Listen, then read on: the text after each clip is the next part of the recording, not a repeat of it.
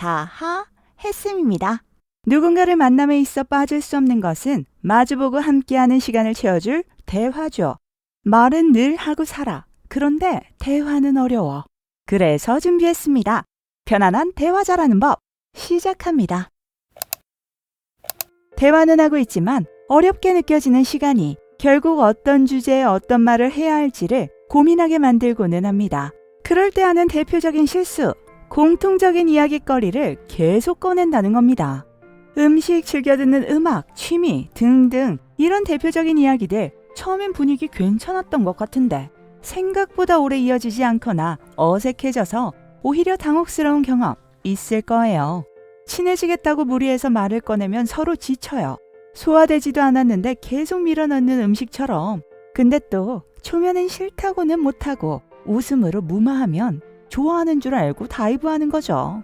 배드 엔딩으로. 이렇게 우리가 나누는 공통 화제에는 한계가 있어요. 어떤 한계? 상대방의 흥미.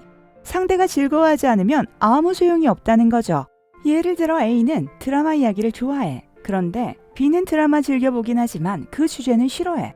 해보니까 대화는 잘 되는 것 같아서 계속 이야기를 해. 그럼 대화가 아니라 말만 주고받으며 시간 때우고 말은 또 잘 되는 것처럼 느끼게 되는 오류의 늪을 만나는 거죠. 이런 상황이라면 내가 치킨을 좋아한다고 해서 초식동물에게 치킨을 주는 것과 같아요. 이럴 때 대화로 풀어가는 방법, 공통주제에 개별 주제를 첨가하는 겁니다. 공통주제에는 가벼운 시사, 일상, 먹거리, 연예 등과 같이 대표적인 주제들은 기본적으로 챙겨두시고 대화할 그 사람을 자세히 살펴보시면서 그 사람이 평소에 어떤 이야기, 어떤 주제를 즐거워하는지, 즉 어떤 흥미를 가지고 있는지를 캐치해서 적절히 혼합하는 겁니다. 상대가 좋아하는 주제는 결국 상대에게서 찾아야 하니까요. 이제 막 만나는 초면이라서 뭘 좋아하는지 모른대요? 그렇다면 기억하세요. 4대 6. 대화 주제를 찾기 위해 이 주제 저 주제의 이야기를 걸어보고 내 말을 건네는 것, 즉 말을 많이 하기보다 4대 6 비율로 들어주시는 겁니다.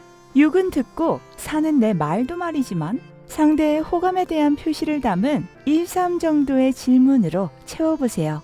질문하실 때 주의사항, 민감한 개인적 주제에 대한 질문은 조금 더 넓은 범위에서 대답하기 편안하게 바꿔주시고 자신의 지식, 상식, 능력 등을 뽐내기보다 상대의 마음, 상황, 경험 등을 이야기할 기회를 주세요.